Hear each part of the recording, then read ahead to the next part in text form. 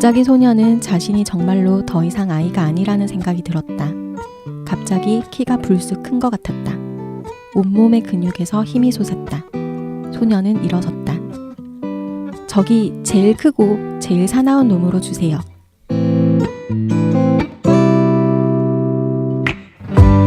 어른과 아이, 그 사이 어디쯤에서 고군분투하고 있을 우리들의 사춘기에 대해 책으로 이야기를 나누어 보는 우리가 사랑하는 사춘기. 우사사 22번째 이야기 지금부터 시작하겠습니다. 네, 안녕하세요. 냠냠쌤입니다. 우사사 22번째 시간, 오늘 항아님과 소금님께서 함께 해주고 계십니다. 안녕하세요. 안녕하세요. 안녕하세요. 네, 제가 청소년 소설을 이렇게 정주행하고 있는데 최근 나온 청소년 소설들이 굉장히 이렇게 현실적이기도 하고, 그래서 이제 아이들과 부모님들에게 공감대를 형성하기에도 좋고 소통하기에도 더할 나위 없이 좋은 책들이 많다는 걸 많이 느껴요. 그러면서도 가끔 시간이나 공간에 크게 구애받지 않으면서도 오래도록 마음에 남는 그런 청소년 문학으로 또 어떤 것들이 있을까 하고 종종 고민을 많이 하게 되는데요. 이제 최근에 나온 청소년 소설들이 공감대가 많이 형성되는 만큼 시대적인 흐름을 타잖아요. 그래서 그런 것도 너무 좋은데 조금 시공간을 넘어서도 오래도록 남을 수 있을 만한 청소년 소설들을 우리가 잘 알아놓는 것도 좋겠다라는 생각도 또 들거든요.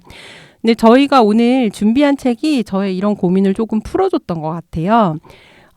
오늘 준비한 책은 차오원 시엔 작가의 바다소라는 단편 소설집인데요.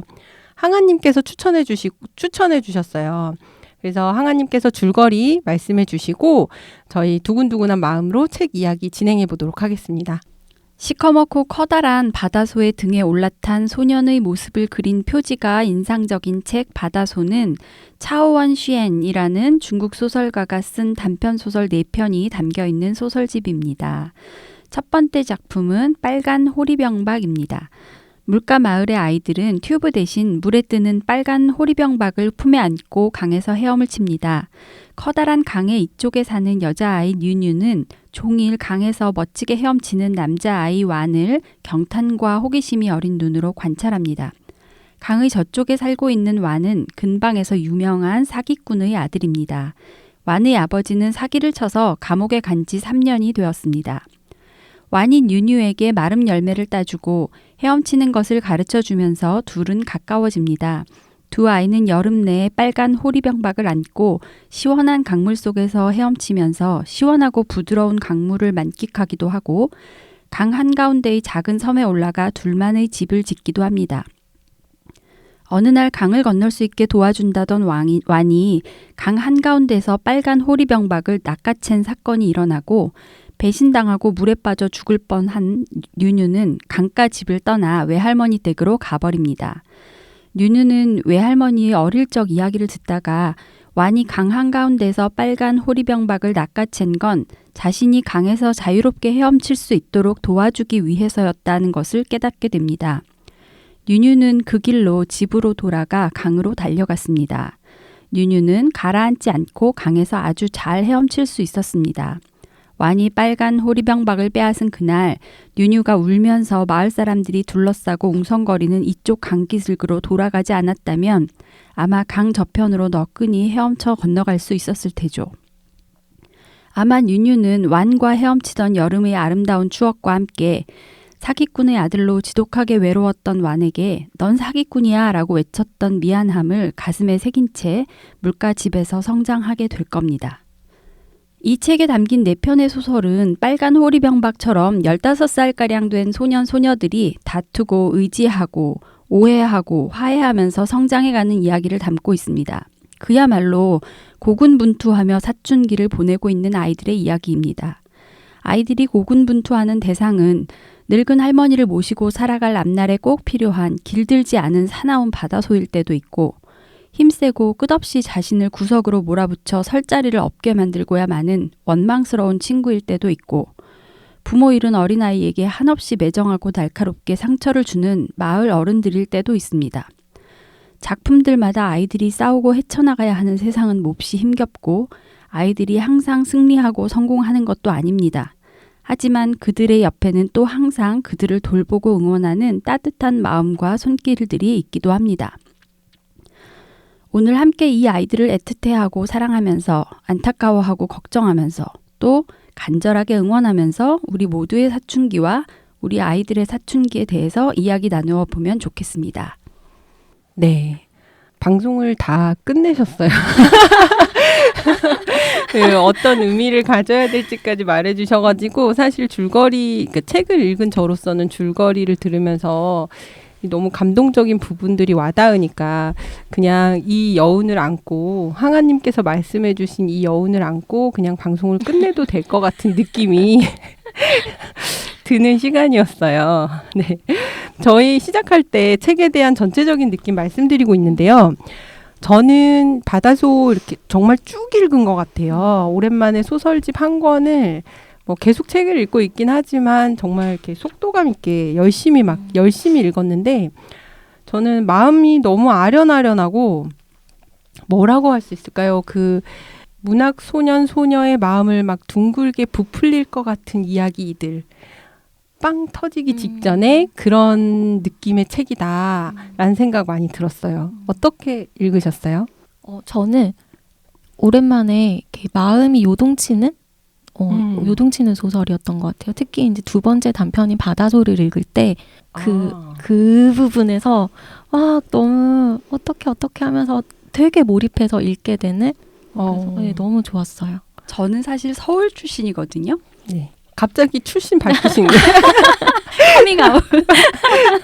근데 여기가 진짜 굉장히 전통적인 마을인 것 같아요. 보면 시대적으로도 좀 어디서 보니까 6, 70년대가 배경이라고 하던데 시대를 몰라도 읽으면 약간 옛날 소설이야 이런 느낌이 좀 들고요.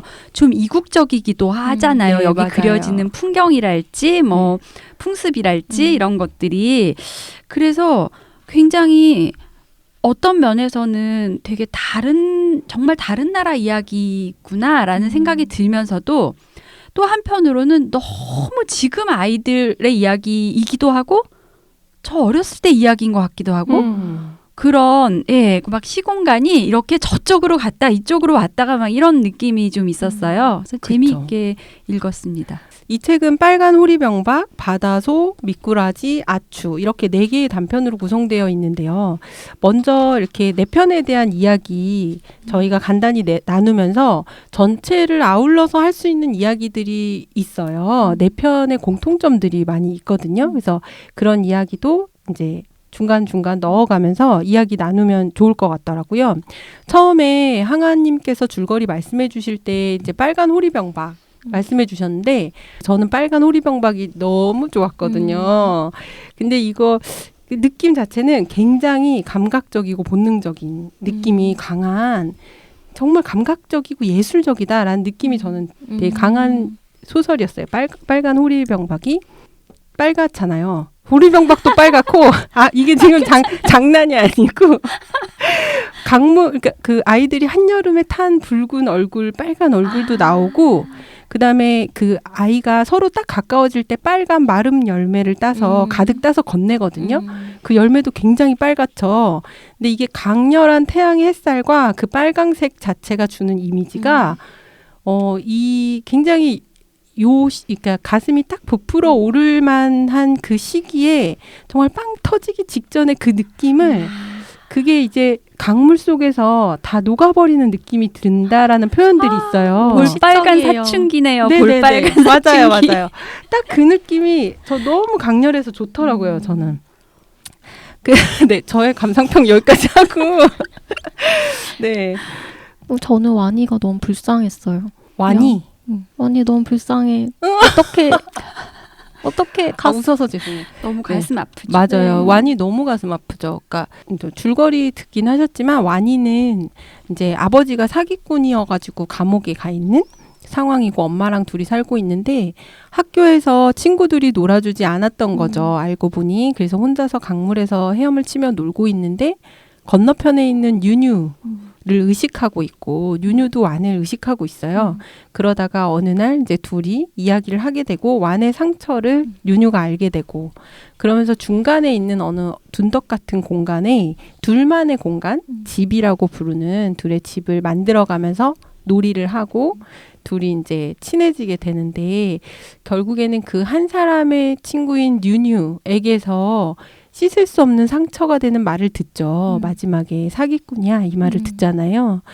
그러면서 완이 울먹이며 서 있는 그 모습이 너무 장면으로 탁 남아가지고 그 가슴 아픈 그 장면은 아마 뉴뉴의 마음속에도 그렇게 각인돼 버렸을 것 같아요. 남아있어요. 되돌릴 수 없는 어떤 실수. 우리가 살아가면서 나도 모르게 진짜 다른 사람한테 상처를 줄 때가 있을 텐데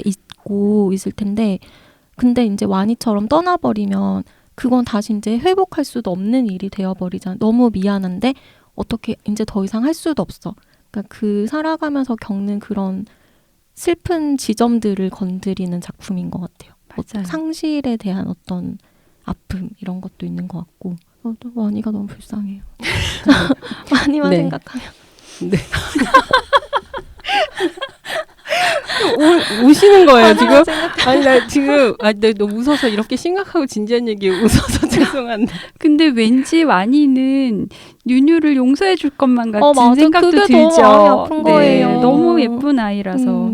그쵸. 그리고 방금 말씀하셨는데 그 상실의 문제를 우리가 겪을 수밖에 없는 것 같아요. 살면서 관계 속에서도 그렇고 그 되돌릴 수 없는 그 아픈 상처나 상실을 회복시키고 싶은 마음은 간절함에도 불구하고 놓아야 하는 그런 것들을 계속해서 겪으면서 그러고 나서야 얻었던 이제 지혜가 나이가 많이 들어서 얻은 지혜가 저는 이제 판단을 유보하는 거예요. 순간적인 어떤 감정이 들거나 그게 오해일지 뭐일지 모를 수 있잖아요. 그래서 그 상황에서 누군가에 대한 거든 어떤 사건이나 관계에 대한 거든 그 판단을 유보시키는 걸 굉장히 노력한 것 같아요. 그게 근데 그러한 게 뭐 지혜라고 할 수는 없겠지만 경험에서 오는 거죠. 그런 상실들을 겪고 나 자신을 이렇게 자책을 하면서 얻어낸 그런 나름의 방식? 이겨낼 수 있는 방식인 것 같아요. 근데 뉴뉴는 죽을 뻔했잖아요, 사실. 그러니까 실제로 그랬는지는 모르지만 주관적으로는 거의 죽다 살아나 얼마나 놀라고 공포스러웠을까를 생각하면 그리고 어린아이고 그래서 아마 그렇게 격앙된 반응을 보였을 텐데 정말 안아주고 싶어요. 와니는 씩씩해서 그 이후로 어떻게 하면 털어내고 살아갈 것 같은데 뉴뉴는 계속 그 빨간 호리 병박을 기억하지 않을까. 물에 떠내려가는 잡을 수 없는 와니처럼. 저는 와니가 더 힘들 거라고 생각했는데 사실 누가 더 힘든가는 중요하지 그거는 않은데 할 수 없죠. 우열은 수 가릴 없죠. 수 없는데 와니는 뭐랄까 용서라는 선택지가 있는데 음. 뉴뉴는 무엇을 선택할 수 있지를 생각해 보면 네 그걸 계속 기억하고 가슴 아파하는 것만이 뉴뉴가 선택할 수 있는 게 아닐까? 그래서 좀 더 애처로운 것 같아요. 말씀하신 대로 뉴뉴가 사실은 당시에 자신은 죽을 것 같았고 와니가 자기에게 일부러 할 것 같아서 한 거잖아요. 근데 사실 저희가 잘 들여다보면 뉴뉴 마음속에는 와니에 대한 의심이 있었거든요. 맞아요. 완전히 신뢰를 하지 못한 거죠. 그게 미안해야 되는 부분인 것 같아요. 그래서 엄마한테도 저 아이가 정말 사기꾼의 아들이야 라고 물어봤고 그런 의심이 와니를 좋아하면서도 마음 한구석에 깔려 있었기 때문에 자기가 그 위험이 닥치는 순간 와니를 신뢰할 수 없고 그 금감 부분이 깨져버린 거죠. 그러니까 그런 부분이 안타까운 것 같아요. 그래서 우리가 지내면서 그렇잖아요. 되게 좋아하는 친구인데 다른 사람 누군가가 그 친구에 대해서 무슨 말을 하면 아닐 거야 라고 생각하면서도 마음 한구석에는 그게 남게 되죠.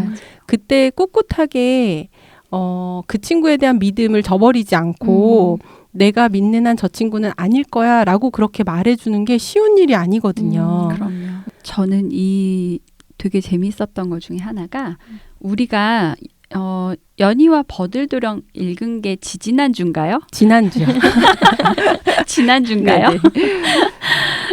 연희와 버들도령의 소설판이다라는 생각이 저는 들었어요. 빨간 호리병박이. 네, 그러면 제가 질문했던 현대 소설과 그렇죠. 저는 서로의 정확히 차이. 맞아요. 어머. 그 차이를 여기서 볼 수 있다고 생각하거든요. 와. 근데 이게 강의 이쪽과 저쪽으로 나뉘어 있는데 연희가 물에 발을 들여놓는 그 시간이 말하자면 동굴 속으로 들어가는 시간이라고 저는 생각을 해요. 그래서 이 서서히 그 세계로 들어가는 모습이 훨씬 더 자세하게 나오고 그 두려움과 뭐 약간 그러면서도 그 기분 좋은 물의 느낌과 뭐 이런 것들을 느끼고 그 안에서 자유롭고 이런 것들을 상세하게 다 보여주잖아요. 그리고 두 아이의 사연과 이런 게 다 들어있죠. 그리고는 이제 이 물 속에서 마침내 이 둘이 완전히 물속에서 놀게 된 다음에는 자기 세계로 초대하잖아요. 맞아요. 거기 가서 집도 짓고 심지어 네. 그러니까 그게 말하자면 연희와 버들도령에 나오는 버들도령의 그 동굴 안 세계인 거죠. 그리고 저는 너무 놀란 게 심지어 그 세계가 불타요. 너무 맞아요. 재밌어요. 그거 되게 흥미롭죠. 네. 근데 여기서는 스스로 불태우죠. 음. 상처를 입잖아요. 네. 그러니까 이게 구체적으로 정말 씻을 수 없는 상처를 입고 그것이 다 평화롭게 순조롭게 잘 회복되지 않고 그거 고민을 계속 안고 가는 게 소설인 것 같아요. 현대 소설. 현대 소설 네, 맞아요. 네, 네. 제가 그 연희와 버들도령에서는 그거를 회복하잖아요. 살을 네. 살려내고 그 버들도령. 근데 이거는 회복해내지 못한 채 끝내잖아요. 네, 네, 이게 네. 현대 소설의 특징 중에 하나잖아요. 그렇죠. 문제를 안고 가는 거죠. 네, 문제. 왜 그렇게 변한 거예요? 고전에서는 해피엔딩 착하게 살면 해피엔딩이 되는데 완이는 사실 잘못이 없잖아요. 아빠가 사기꾼이고. 근데 완이는 그냥 윤유랑 놀아주었을 뿐이고 자기 마음을 다 주었을 뿐인데 왜 완이에겐 상처만 남고 끝나는 왜 현대 소설을 행복하지 못하고 나빠요. 궁금해요. 왜 현대에 와선 인간들이 이렇게 되었는가. 뭔가 소금님이 저렇게 말씀하시니까 제가 책임을 져야 되고 이게 잘못을 빌어야 할 것만 같은 생각이 드네요.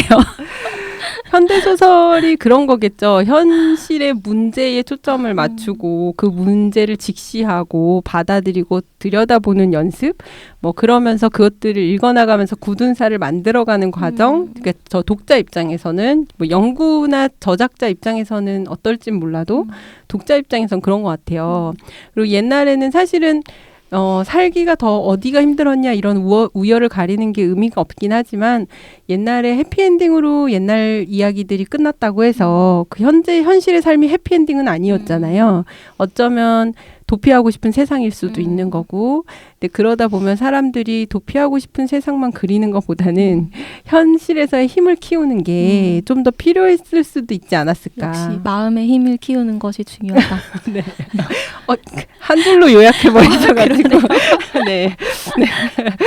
네. 네. 지금 말씀해주신 것처럼, 소설을 다양하게 해석해보는 재미가 있는데, 이제, 지난 시간에 다루었던 연희와 버들도령에 대입을 해서 생각해보는 거 되게 흥미로운 것 같아요. 네. 생각하지 못했었는데, 말씀하시니까 굉장히 그게 실제적인 장면으로 그려지네요. 저희 두 아이가 가까워지는 장면 네. 뭐라고 해야 할까? 무의식적인 밀당을 한다고 해야 되나? 썸 타는 장면이요? 네, 너무 좋았어요. 그 12쪽부터 시작해서 네네.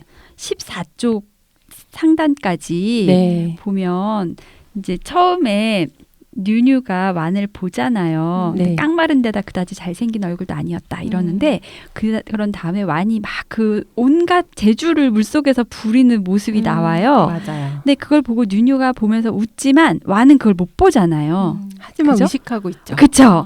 그러고 나서 그때 잠자리 한 마리가 완에게로 날아왔다 이러면서 이제 완이 간지러움을 참지 못하고 막 이렇게 물속에서 나올 때 네. 물방울들이 막 반짝반짝 튀면서 이렇게 이 아이가 탁 물을 사방으로 튀기면서 머리를 휘저으면서 나오는 모습이 저도 너무 인상적이었는데 완도 너무 인상적이어서 입을 쑥 내밀고 네. 이제 그렇게 하잖아요. 근데 이걸 보면서 뉴뉴가 강 쪽으로 저절로 다가가죠. 네. 저절로 다가가고 이제 뭐 노골적으로 강 여기저기를 막 보는데 완이 없어진 거예요. 맞아요. 네, 그러다가 이제 얘가 놀래서 막 엄마 했는데 가까이에서 갑자기 완이 쑥 올라. 불쑥 올라오잖아요.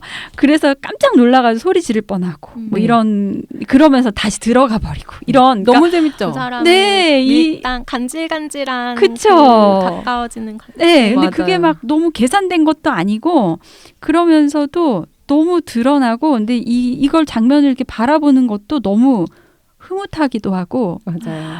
뭐 우린 이제 이럴 순 없지만 그러면서 너무 좋은 때에 그 아이들의 모습이 그래서 제가 막 굉장히 본능적이고 감각적이고 예술적인 소설처럼 느껴졌다라는데 그 감각을 이렇게 막 몸으로 느끼게 해줘요. 이 책을 읽다 보면은 약간 내 몸도 약간 긴장이 되면서 이렇게 몸으로 느껴질 수밖에 없는 게 이게 물 속에 계속 들어가잖아요. 아이들이 맞아요. 그 물에 잠겨서 촉각적인 네 맞아요. 걸 자극하는 네. 빨간 호리병박 너무 재밌어서 이야기 계속 나누고 싶지만 저희 다음 것도 소개해드려야 되니까 넘어가 볼게요. 그 다음 이야기는 바다소예요. 바다소의 이야기 간단하게 어떤 얘기인지 먼저 청취자분들 위해서 말씀을 드려보면 할머니와 둘이 살고 있는 소년의 이야기인데요. 할머니는 장님이세요. 근데 어린 손주가 혼자 남겨지고 할머니께서 손주를 키워내셨는데 15살이 되었을 때 아이가 이제 공부를 잘했지만 할머니의 늙어가는 모습을 보면서 진급을 포기하고 자기도 이제 일을 해야겠다고 결심을 해요.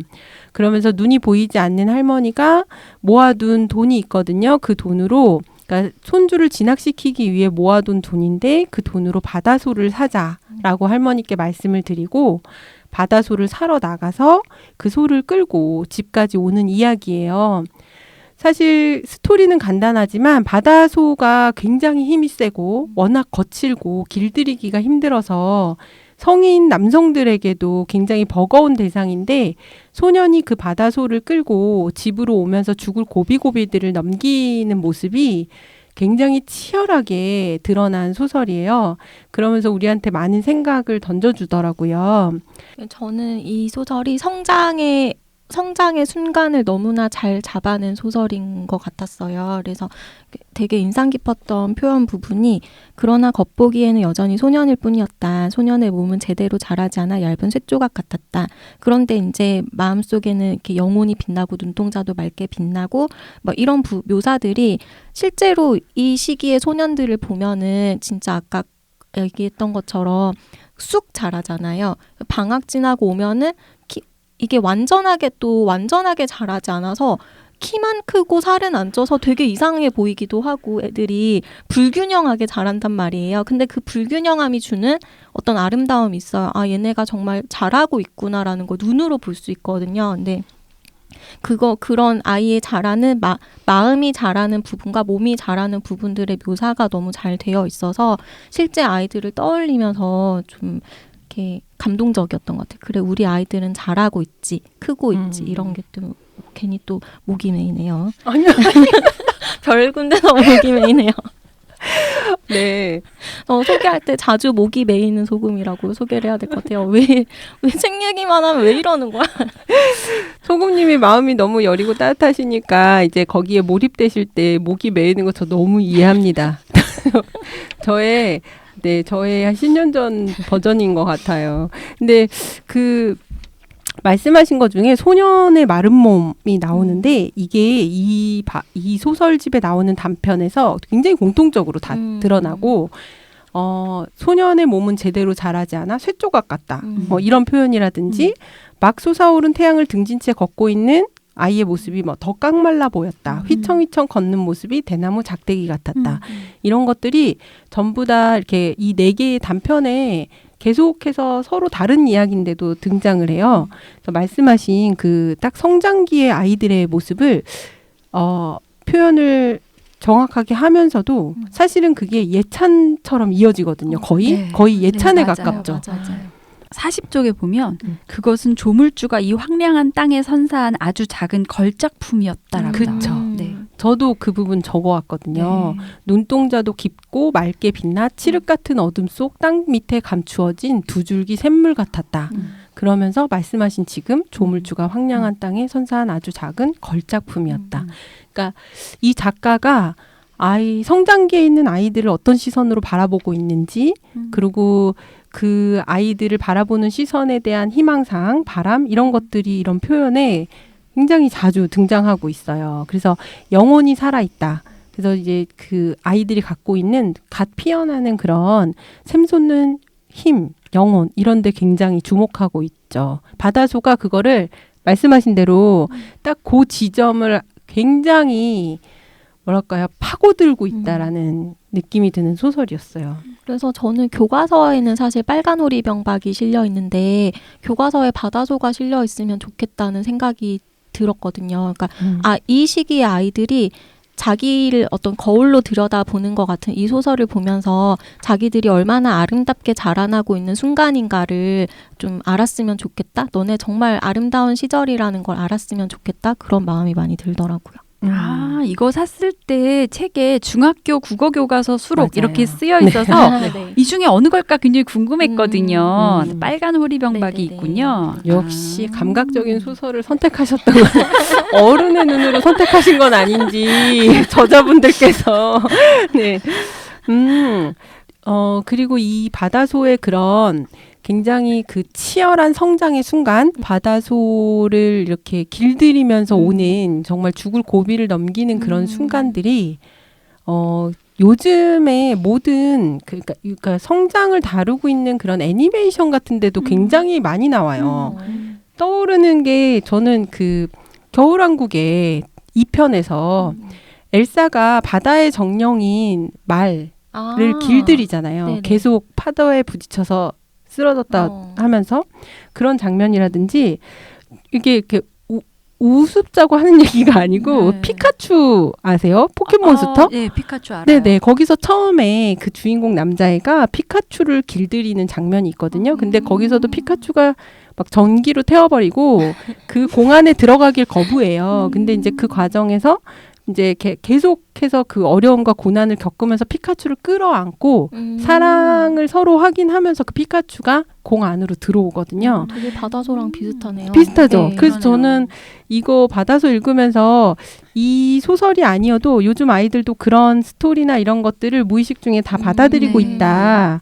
그런 생각이 많이 들었어요.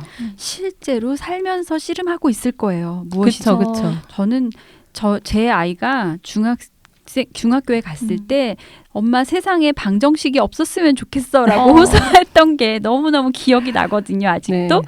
그 얼마나 그 방정식이 바다소 같았겠어요. 길이 들기를 하는지 내 말을 듣기를 하는지 다 파악할 수나 있는지 그랬을 그러네요. 거 아니겠어요?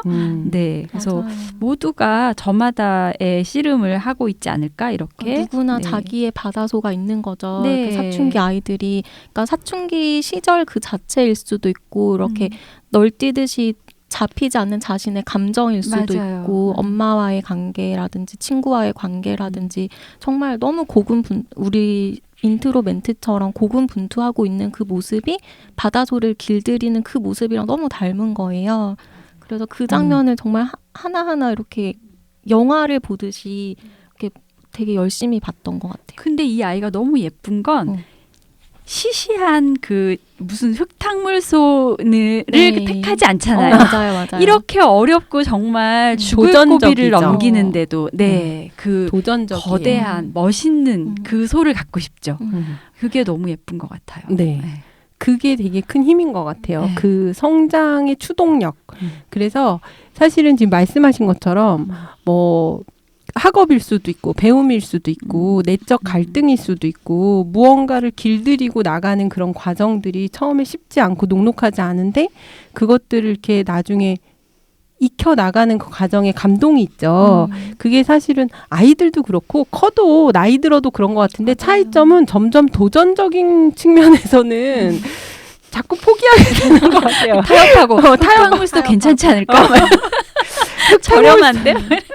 맞아요. 이렇게 나이 들면서 자꾸 타협하고 그냥 이 정도면 됐지 하고 안주하고 근데 그러니까 왜냐하면 이후에 우리가 수습해야 되는 그런 상황들이 어렸을 때는 별로 그려지지 않았을 뿐만 아니라 해낼 수 있다라는 생각이 많이 들었는데 점점 이제는 해낼 수 없을 만한 이유들이 더 많이 떠오르고 그래서 그런 게 지금 말씀하신 걸 들으면서 어쩌나? 그리고 걱정이 많잖아요. 우리는 이 맞아요. 할머니가 사실은 마른 장작에 불똥이라도 튀면 어쩌냐고 얘기를 하시는데 그거 너무 걱정돼서 저는 너무 어떻게 걱정되죠. 가나 이런 생각이 네. 들었고 중간에 이 아이가 그걸 또 똑같은 멘트가 또 나오잖아요. 네. 그래서 저는 더 가슴이 철렁. 이거 어. 복선인가? 저도 이거 복선이다. 네. 그래서 정말 돌아갔을 때 할머니 어떡하지? 그러니까 중간에는 막 소랑 씨름하니까 거기에 막 몰입해서 잠깐 잊어버렸어요. 근데 마지막에 돌아왔는데 마을 사람들이 막 모여 있잖아요. 웅성웅성. 그래서 불똥이 튀었구나. 저도 큰일 났다. 그쵸? 역시 현대 소설이다. 행복하게 끝나지 않는다.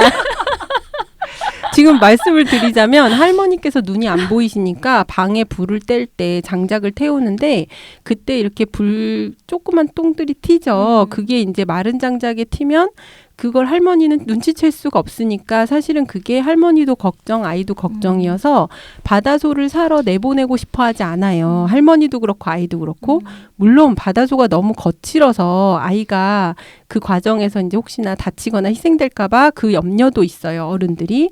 그래서 아이가 몰래 나가는데 그때 친구들한테 부탁을 해놓고 네. 나가요. 불똥이 튀는지 봐달라. 우리 할머니를 봐달라. 부탁하고 가지만 사실은 아이도 계속 걱정을 해요. 그래서 오다가 깜빡깜빡 잠이 들 때 악몽을 꾸기도 하고 그리고 할머니가 위태로운 얼음 다리를 건너는 꿈을 꾸기도 하고 그래서 아이도 걱정을 하는데 그 걱정을 안고 아이는 나아가죠.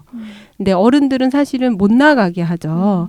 근데 이제 이때 저도 지금 항아님 말씀하신 것처럼 읽는 내내 걱정이 되는 거예요. 맞아요. 아이의 성장과 이 할머니의 혹시 죽음이 맞바꿔지면 어떡하지? 그러니까 소설에서 그렇게 이 이야기를 전개시키면 나 너무 속상할 것 같아. 막 이렇게 근데 그러니까 말씀 들으면서 생각난 게 그러니까 진짜로 얘는 어떻게 보면 목숨을 걸고 떠난 그렇죠. 무모한 모험이었던 맞아요. 거예요. 할머니의 목숨과 자기의 자기의 목숨. 목숨. 근데 이 무모함이 정말 어리기 때문에 어떻게 될지 우리는 어른이 되니까 걱정이 너무 많아지지만 어릴 때는 잘 모르기 때문에 더 무모하고 용감해질 수 있는 부분이 있는 것이고 그것이 청춘이 가지고 있는 아름다운 힘인데 요새는 점점 애들도 그런 무모한 도전을 감내하길 꺼려하는 게 좀 안타깝게 느껴지기도 해요. 뭐 진로희망 들어보면 그냥 공무원이 돼서 편안하게 살고 싶다 이런 얘기를 들을 때 안정적으로 자꾸 나가죠. 네, 안정적으로 살고 싶다는 말을 들을 때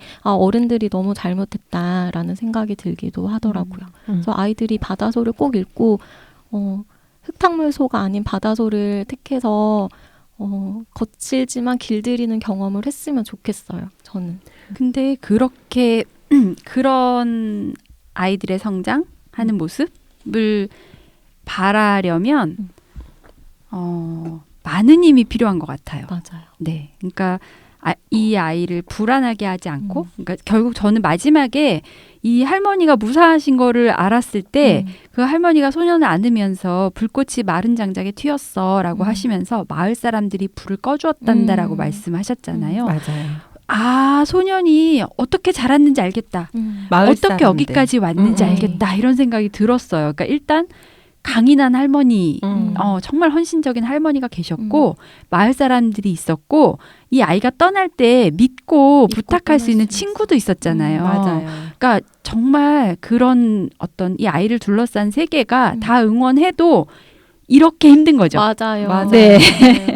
그래서 그렇지만 어쨌든 그래서 이 아이는 이렇게 흙탕물소는 쳐다도 안 보고 바다소를 향해서 돌진할 수 있었구나 그런 생각이 들었어요. 맞아요. 기성세대나 어른들의 책임에 대해서도 같이 생각해 볼 수 있는 거죠.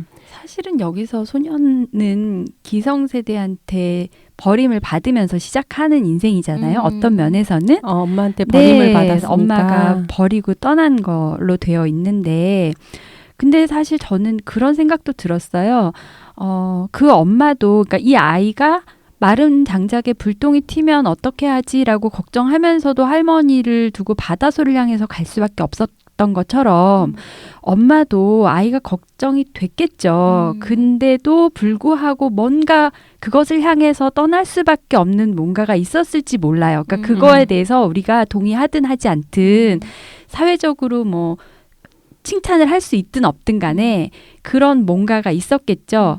그렇게 하고 갔을 때 이 아이는 이제 할머니가 내가 어떻게든 너를 키운다. 걱정할 거 없다. 이렇게 한마디 딱 하셨잖아요. 그래서 딱 이 아이가 큰 모습을 보면서 저는 얘가 엄마에게 버려진 불쌍한 아이가 아니고 할머니가 이렇게 잘 키운 소년이구나 맞아요. 라는 생각이 들었어요. 시선을 그렇게 돌려보는 것도 되게 중요한 것 같아요. 말씀하신 대로. 그리고 그 아이가 뭐 엄마의 사정을 모두 알고 이해하고 이럴 필요도 없고 각자의 어떤 그런 삶이 있는 건데 그 삶 속에서의 최선을 우리는 살 수밖에 없는 거잖아요. 그러니까 할머니께서 말씀해주신 눈이 보이지 않는데도 불구하고 할머니 끊임없이 말씀하세요. 걱정 마라. 걱정하지 마라. 내가 한다. 이렇게 말씀하는 그런 어른이 곁에 있고 그럼 이 아이는 충분히 안정적으로 잘 자란 거죠. 그 좋은 어른이 나오는 부분이 바다소 사러 간 그곳에서 맞아요. 예, 바다소를 잡아다 주고 맞아요. 처음에는 이 소년과 사내 사이에 미묘한 긴장이 있는데 사내도 이 소년이 이제 어른으로 될 준비가 되었다는 걸 결국에는 이제 인정을 하고 그렇죠. 응원을 해주고 소년도 그런 어른을 뭐 멋있었어요 라면서 인정을 서로 나누는 부분이 있잖아요. 마주보고. 예, 마주보고. 이렇게 아이가 잘하려고 할 때 되게 미숙해, 어른의 눈으로 보면 사실 미숙하고 얘가 받아서 못 끌고 갈 게 뻔한데 그래도 애가 도전을 한다고 했을 때 그거를 미심쩍어 하지 않고 아이의 도전을 응원하고 믿어주는 그런 사내의 태도도 이렇게 우리가 좋은 어른이 될 수 있는 하나의 어떤 본보기가 아닐까? 좀 그런 생각이 들었습니다. 저 완전 마동석 씨를 상상하면서 읽었어요. 네, 너무 어울리네요. 거기서 소를 팔 때 넘겨주는 그 판매하는 사람이 방금 말하신 게 이제 어떤 의미냐면 굉장히 큰 근육질의 그 야성 그 계속 오만함까지 느껴질 정도의 굉장한 근육질의 남성을 이야기하죠. 근데 그거와 대비돼서 또 그 소년의 깡마른 몸에 대해서 또 묘사가 나와요. 그랬을 때 그 어른이 그 소년에게 너 정말 용감하다. 하지만 내가 도와줘야 될 것 같다라고 했을 때 혼자 할 수 있어요. 라고 아이가 말하는데 그때 서로를 바라보는 눈빛이 겉으로 보기에는 믿음직하지 못하지만 그거를 믿어주는 거잖아요. 그게 되게 아름답죠. 둘 사이에 그런 눈빛을 교환하는 그 장면이.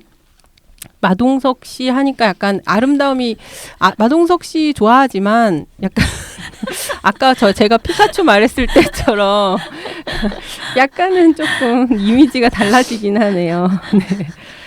네, 요거 바다소 그런 재미가 있고요. 그 바다소에서 되게 갑자기라는 말이 종종 많이 나와요. 뭐 갑자기 불쑥 큰 것 같았다. 뭐 갑자기 책임감을 깨닫게 되었다. 그리고 갑자기 소년은 자신이 정말로 더 이상 아이가 아니라는 생각이 들었다. 그러면서 이제 요런 갑자기라는 말이 나오는데 성장은 이렇게 이루어지는 것 같아요. 갑자기 어느 순간에. 저희 다음 소설로 넘어가 볼게요. 다음은 미꾸라지인데요. 미꾸라지도 제가 이야기를 간단히 말씀드리면 스진찌라는 아이와 싼류라는 두 아이의 이야기예요. 그래서 미꾸라지를 잡기 위해 카라는 어떤 도구를 논에 이렇게 물이 찬 논에 이렇게 꽂아 놓는데 그걸 꽂을 자리를 서로 이렇게 보이지 않게 이렇게 밀고 당기는 그런 그 자리를 차지하기 위한 싸움이 있어요. 근데 스진찌라는 아이가 힘도 세고 굉장히 이제 당찬 아이고 그리고 싼류는 겁도 많고 부모님도 안 계셔서 기도 많이 죽어있는 아이인 거예요. 그래서 남들이 나를 무시한다라고 이제 생각하고 있는 아이고 근데 이제 이 두 아이의 그런 모습이 나오는데 그런데 남편을 잃은 그치만 아직도 너무나 젊고 예쁜 완이라는 여인이 싼유라는 아이와 서로 도와가며 살고 있어요. 완은 싼유를 엄마처럼 돌보아 주는데 스진찌가 어느 날 그걸 보면서 셈이 나는 거예요.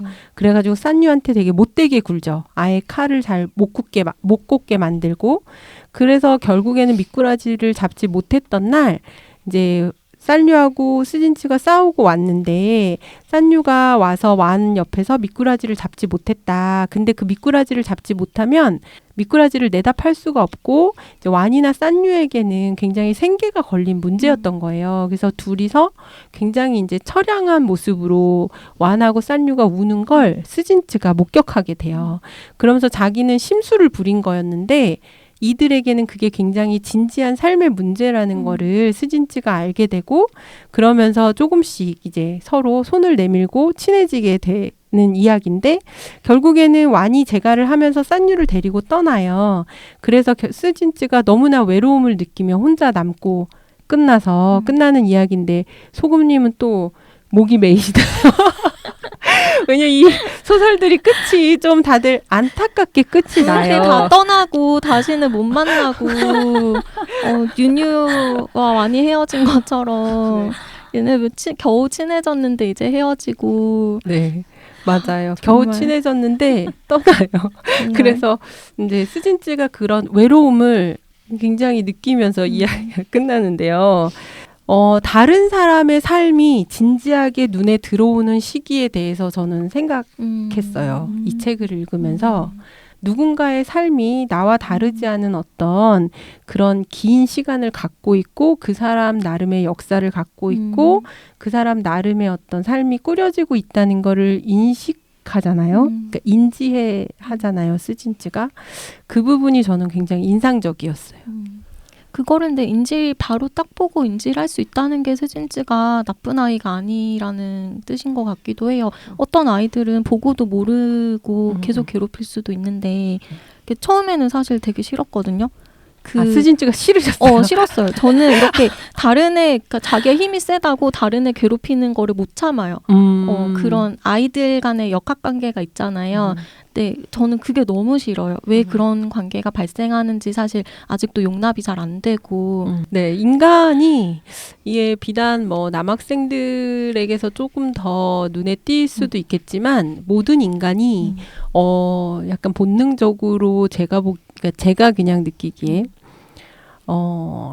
자신에게 뭔가 유리한 뭔가를 선택해야 되는 그 순간에 저기보다 조금 더 약한 자를 누르려고 하는 그런 본능들을 어느 정도 다들 가지고 있는데 우리 인간 사회가 그거를 많은 어떤 사회적 교육, 도덕, 규범, 그다음에 뭐 인성 이런 것들로 왜냐하면 결국 그렇게 해서 약한 자를 눌렀을 때 결과적으로는 모두가 파멸하게 되는 거잖아요. 이제 예전에 고대의 역사들을 볼 때 그랬을 때 이제 서로 공생하는 방법들이 진화라는 말을 여기에 쓸 수 있을지 모르겠지만 진화되어 왔다라고 본다면 그걸 선택하는 거죠. 조금 더 그러지 않아야 조금 더 서로가 오랫동안 유지될 수 있다는 거를 오랜 역사를 통해 알았기 때문에 만들어낸 어떤 규범들, 이제 선택들을 이렇게 교육을 사회화를 시키면서 그런 것들을 해나가는 건데 그래서 일정 부분을 그걸 동의하는 게 아니라 그런 모습을 가지고 있다는 인정할 수밖에 없는 것 같아요. 그래서 이제 그러지 않아야겠죠, 물론 소금님 생각처럼. 이게 정말 예쁘지 않은 사춘기의 모습을 너무 잘 보여주잖아요. 그렇죠. 정말 왜 이러는 거지? 이런 생각이 들기도 하는데 이게 뭐 아까 깡마른 몸, 소년의 몸에 대해서 한참 이야기하셨지만 그 우스개로 어른들이 그런 이야기 하잖아요. 우리 아이 요즘 제 외모 비수기야 이렇게 얘기하는데 너무 귀엽죠. 저는 중학생이 딱 성격적으로도 좀 비수기잖아요. 정말 너무 스스로는 얼마나 힘들겠어요. 그렇죠. 그러니까 이게 통제도 안 되고 제가 요새 저희 아이가 방학이어서 같이 진격의 거인을 정주행하고 있어요. 근데 이제 이 주인공이 거인의 몸에 들어가서 거인으로 막 변신하는 장면이 있는데 아직 뭐 몇 편 많이 안 봤기 때문에 이제 이후에 어떻게 될지 모르지만 지금 되게 초반이라 이 주인공 아이가 그 거인의 몸을 잘 통제를 못해요. 그래서 막 그 안에서 자기가 의지대로 행동하거나 이게 안 되기도 하고 의식을 잃기도 하고 막 그래서 뜻하지 않은 폭력적인 행동을 막 하기도 하고 그렇게 하고 있거든요. 근데 그 과정이 너무 닮아 있는 거예요. 그러니까 이제 완전하게 이걸 다 컨트롤할 수 있게 되고 그 거인의 힘이 온전히 자기께 되고 이런 순간이 오겠죠. 네. 근데 이제 그 전에 그렇게 서툴고 스스로도 어찌할 바도 모르고 맞아요. 그게 예쁘고 내 마음에 들어야 되는 건 아닌 것 같아요. 맞아요. 네, 그런 모습인 거니까 응원을 하는 게 맞지 않나 그런 생각이. 도와주는 거죠. 그게 네. 본인도 힘든 시기, 사실은 뭐 어른들이라고 그게 완벽히 컨트롤이 되겠어요. 안 그럼요. 되는데 네네. 정말 그냥 참고 참는 경험이 쌓이고 이러는 거잖아요. 사회적으로. 그게 이제 그 경험을 쌓느라 힘든 시기니까 도와줄 수밖에 없는 거죠. 맞아요. 네, 미꾸라지라는 소설은 요 정도로 하고 아추라는 소설이 마지막 소설이에요. 아추는 이제 시간 관계상 저희 조금 간단하게 다뤄야 될 것 같은데요. 아추라는 아이가 6살 때 부모를 잃게 되는데 마을에서 영화를 보러 가기 위해 어른들이 작은 배를 타고 강을 건너는데 그 배에 사람들이 너무 많이 타게 됐던 거예요. 그래서 결국 배가 뒤집혔는데 아추의 부모님이 수영을 못 하셨던 거죠. 그래서 이제 거기서 살아남은 어른들이 몇몇 있었는데 그때 이제 다거우라는 아추의 친구의 아버지가 나중에 그때 사건을 이야기하면서 물에 빠졌을 때 아추의 아버지가 자기를 잡아당겨 물속에서 붙잡았는데 내가 그 손에다 손전등을 쥐어주고 떼어냈다. 그래서 나는 살아났다라는 얘기를 공공연하게 마치 영웅담처럼 말을 하고 다닌 거예요. 그래서 아추는 그 말을 들으면서부터 어른들에 대한 모든 신뢰를 잃어요. 그리고 이제 사람들한테 원망을 품고 난폭해지기 시작하거든요. 이제 특히나 다거우를 굉장히 이제 괴롭히게 되는 거예요. 이제 다거우를 괴롭히기 위해서 갈대숲에 들어갔다가 고립이 되는 지경에 이르게 되고 사람들이 찾으러 오는 소리가 들리는데 그때 이제 아추가 아닌 다거우만 부르는 소리를 들으며 되게 절망을 하는 그런 이야기로 이제 끝이 나요.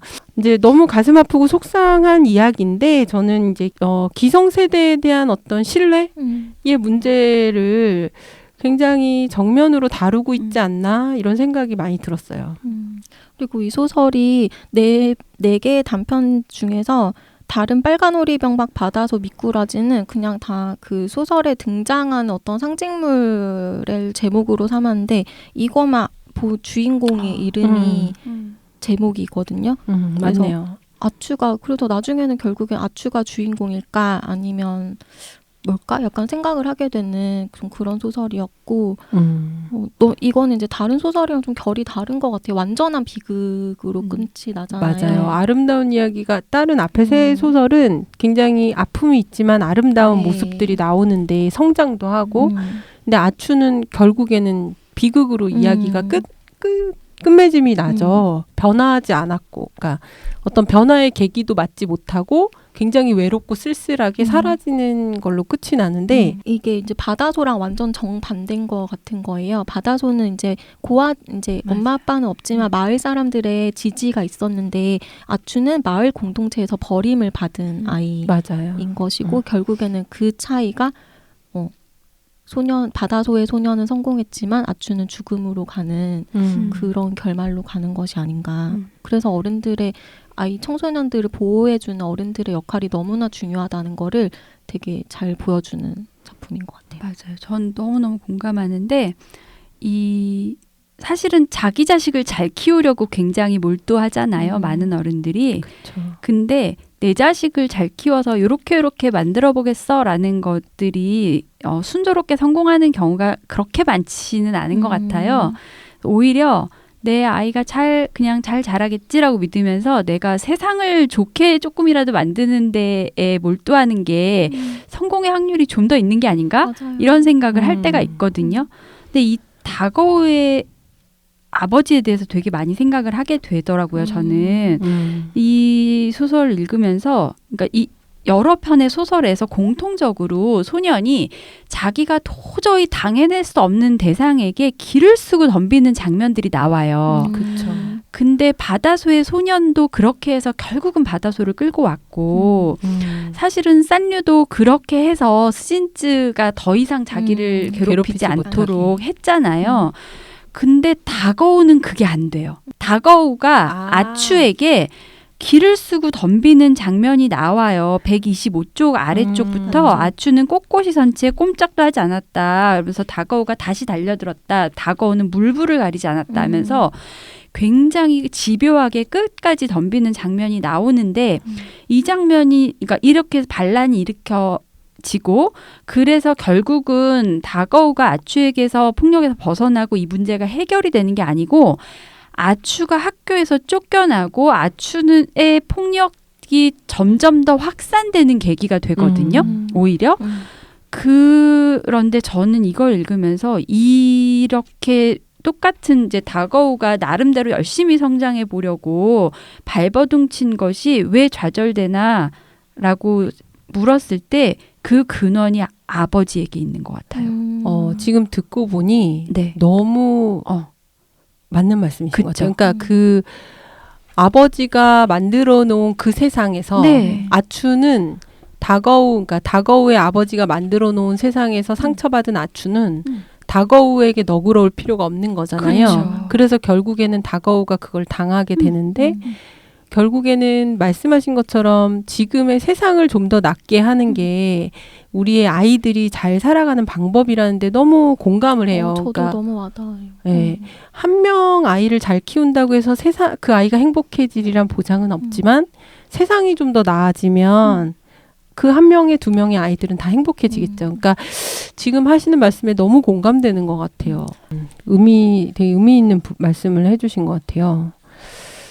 저희가 지금 이제 사실은 아추에 대해서도 좀 더 얘기할 것들이 있어요. 이제 그 아추의 내면에 그러니까 언제 깨질지 모르는 그런 연약함이 그 밖으로 나오는 그런 강인한 모습이라든지 말씀하신 지금 항아님이 말씀하신 부분에서 결국에는 그 아추를 감싸고 이해했던 거는 다거우잖아요. 어른들이 아니고 맞아요. 그런 부분도 같이 생각해보고 얘기할 수 있는데 오늘은 이제 여기까지로 우리 마무리를 지어야 될 것 시간이. 같아서 그러니까 이 책을 같이 읽어보시면서 이야기 나눠보시고 하면 좋을 것 같다 말씀을 드리고 사실 이 책은 전체적으로 되게 아직 모든 것에 미숙한 그러나 가능성을 한껏 품고 있는 소녀들의 이야기예요. 그러면서도 성년식에 대한 이미지가 그려질 만큼 굉장히 막 아픔과 어려움과 힘겨움 겪어내야 되는 걸 통과해야 되는 그런 통과 의례에 대한 것들도 같이 얘기하고 있는 책이기도 하고요. 굉장히 의미 있는 지점들이 많고 생각해 볼 만한 게 많아서 좀 좋았던 책이었던 것 같습니다. 저희 마지막으로 접어두고 싶은 페이지 읽고 마무리 짓도록 하겠습니다. 먼저 소금님 먼저 읽어주실까요? 네, 저는 바다소에서 소년의 성장을 얘기한 부분이 좋습니다. 그러나 겉보기에는 여전히 소년일 뿐이었다. 소년의 몸은 제대로 자라지 않아 얇은 쇳조각 같았다. 목도 팔도 다리도 가느다랗고 가슴도 어린애처럼 편편했다. 하지만 꼿꼿하긴 해서 아주 힘이 있어 보였다. 눈동자도 깊고 맑게 빛나 칠흑 같은 어둠 속 땅 밑에 감추어진 두 줄기 샘물 같았다. 그것은 조물주가 이 황량한 땅에 선사한 아주 작은 걸작품이었다. 전체적으로 봐서는 너무나 말라서 칼날 같은 느낌이었지만 그 속에는 영혼이 살아있었다. 네. 저는 빨간 호리병박인데요. 완과 뉴뉴가 서로에게 관심을 갖는 그 대목이에요. 11쪽이군요. 완이 헤엄치는 모습은 근사했다. 두 손으로 힘껏 물살을 헤쳐나갈 때면 하늘 높이 물보라가 튀어올랐고 재빨리 몸을 틀어 방향을 바꿀 때면 커다란 파문이 일면서 물결이 둥그렇게 그를 감싸 안았다. 하늘로 솟구친 물보라는 얇디 얇은 폭포를 이루었는데 그 폭포는 햇살 아래서 무지갯빛으로 반짝였다.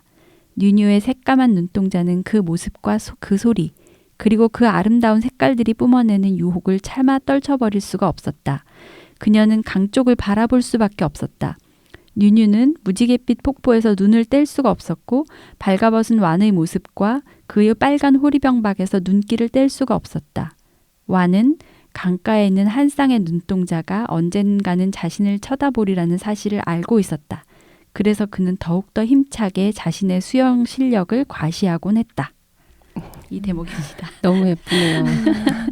너무 예쁜 부분이었어요. 저도 빨간 호리병박에서 접어왔는데 두 아이가 처음으로 서로에게 손을 내미는 장면이에요. 그래서 뉴뉴가 마름 열매를 따고 있는데 완이 와서 그걸 따서 건네요. 마치 우리 소설에서 약간 동백꽃에서 점순이가 뭐 내밀었죠? 감자.